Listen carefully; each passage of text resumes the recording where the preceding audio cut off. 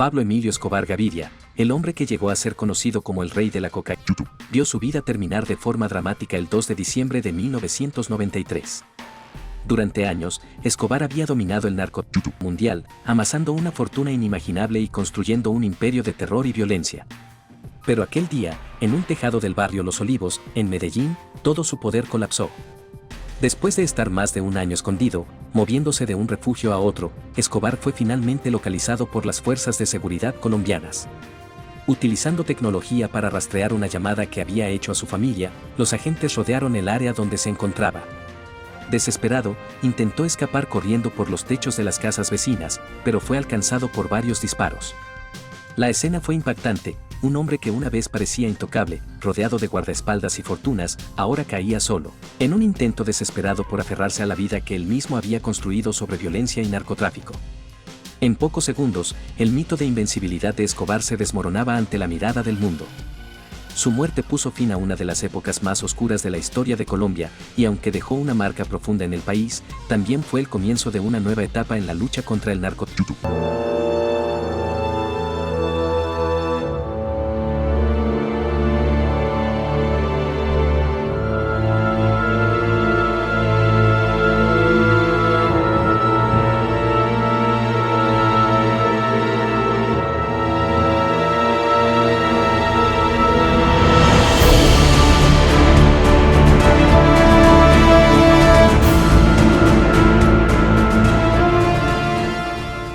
Su vida personal.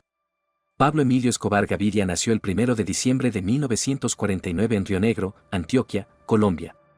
Hijo de Abel de Jesús Escobar, un campesino agricultor que dejó una fortuna a su muerte, y Hermilda Gaviria, una maestra de escuela, donde desde pequeño demostró tener ambición. Su infancia transcurrió en la ciudad de Medellín, un lugar que más tarde se convertiría en el epicentro de su imperio criminal. De joven, Escobar mostró poco interés en los estudios formales. Aunque asistió al liceo de la Universidad de Antioquia, no logró completar su educación superior. A pesar de esto, desde muy temprana edad ya era conocido por su astucia en los negocios, desarrollando una habilidad innata para hacer dinero, muchas veces utilizando medios ilícitos. Pablo creció en un entorno donde la necesidad y las oportunidades ilegales coexistían. Aunque su familia no era del todo pobre, las limitaciones económicas lo impulsaron a buscar formas rápidas de obtener ganancias. Se sabe que desde adolescente estuvo involucrado en pequeños delitos, como vender cigarrillos de contrabando y falsificar diplomas. En cuanto a su vida personal, Escobar estuvo casado con María Victoria Henao, con quien tuvo 2 hijos, Juan Pablo Escobar, quien más tarde cambiaría su nombre a Sebastián Marroquín, y Manuela Escobar. A pesar de la imagen familiar que a veces intentaba proyectar, su vida estuvo marcada por múltiples relaciones extramatrimoniales. Su vida criminal. Los primeros pasos de Pablo Escobar en el mundo del crimen fueron relativamente pequeños: contrabando, robos y venta de bienes falsificados. Sin embargo, fue en la década de los 70 cuando encontró su verdadera vocación en el narcotráfico. Se alió con otros narcotraficantes de la época y rápidamente comenzó a establecer conexiones para el envío de cocaína a los Estados Unidos, donde la demanda era creciente. Escobar supo aprovechar las rutas clandestinas y la falta de control en Colombia para convertir el narcotráfico en un negocio multimillonario. A medida que el cartel de Medellín, que él lideraba, fue creciendo, Pablo se consolidó como el líder indiscutible. Llegó a controlar hasta el 80% del tráfico mundial de cocaína, lo que lo convirtió en uno de los hombres más ricos del planeta. Su imperio estaba construido no solo sobre la droga, sino también sobre el miedo. Escobar no dudaba en utilizar la violencia para silenciar a quienes se interponían en su camino. Políticos, jueces, policías y civiles, todos podían ser víctimas de su brutalidad. Su lema, plata o plomo, representaba una elección macabra: soborno o muerte.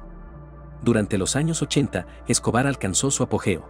Era temido y respetado en toda Colombia, y su fortuna llegó a niveles exorbitantes. Incluso incursionó en la política, siendo elegido como suplente en la Cámara de Representantes en 1982. Esta movida buscaba no solo legitimar su imagen, sino también blindarse de la extradición a Estados Unidos, uno de sus mayores temores. A medida que el cartel de Medellín crecía, también lo hacían los enemigos de Escobar. En su afán por mantener el control, declaró una guerra abierta contra el gobierno colombiano, llevando a cabo atentados, secuestros y asesinatos masivos. Uno de los momentos más infames de su carrera criminal fue el atentado contra un avión de Avianca en 1989, que dejó 110 muertos en un intento por eliminar a un rival político. La caída criminal de Pablo Escobar. La caída de Pablo Escobar no fue un evento aislado, fue el resultado de una exhaustiva y larga investigación que duró años y requirió la cooperación de múltiples fuerzas tanto nacionales como internacionales. Tras haber escapado de la cárcel de la Catedral en julio de 1992, donde había estado bajo un trato privilegiado que él mismo había negociado con el gobierno colombiano, Escobar volvió a la clandestinidad. La caza para capturarlo se convirtió en una prioridad para las autoridades de Colombia y Estados Unidos. El gobierno colombiano, junto con la DEA, Administración para el Control de Drogas de Estados Unidos, formaron el Bloque de Búsqueda, un grupo de élite dedicado exclusivamente a localizar y capturar a Escobar. Este equipo, respaldado por inteligencia de los Estados Unidos y tecnología de rastreo avanzada, fue clave en la búsqueda. Durante más de un año, Escobar se movió de un escondite a otro, utilizando sus contactos y su vasto imperio para mantenerse fuera del radar, pero su imperio estaba debilitándose. En paralelo, un grupo llamado Los Pepes, perseguidos por Pablo Escobar, compuesto por antiguos enemigos y víctimas del cartel de Escobar, también inició una cacería implacable en su contra. Este grupo, junto con las fuerzas oficiales, acosó sin descanso a los socios y familiares de Escobar, acorralándolo lentamente. El 2 de diciembre de 1993, las fuerzas de seguridad lograron rastrear una llamada que Escobar hizo a su hijo. Con esa pista, se movilizó un operativo en el barrio Los Olivos, en Medellín. Escobar, acompañado solo por su guardaespaldas, intentó huir cuando las fuerzas del bloque de búsqueda rodearon su ubicación. En su desesperado intento de escapar corriendo por los tejados de las casas vecinas, Escobar fue abatido. Recibió 3 disparos, uno de ellos en la cabeza, que selló su destino. Así, terminó la vida de uno de los criminales más poderosos y violentos de la historia moderna. Pablo Escobar nunca fue juzgado ni condenado formalmente por sus crímenes. Su muerte marcó el fin de un capítulo oscuro en la historia de Colombia, pero las secuelas de su reinado de terror siguen siendo evidentes en el país hasta el día de hoy. La vida y caída de Pablo Escobar representan una lección sobre el poder, la ambición y las consecuencias del crimen a gran escala. Escobar no solo construyó un imperio basado en el miedo y la violencia, sino que también moldeó la historia de Colombia y del narcotráfico en el mundo entero. Su muerte fue el fin de una era, pero también dejó profundas heridas en la sociedad colombiana, las cuales, en muchos casos, aún no se han cerrado por completo. Reflexionar sobre su historia nos recuerda que la justicia, aunque tarde, llega.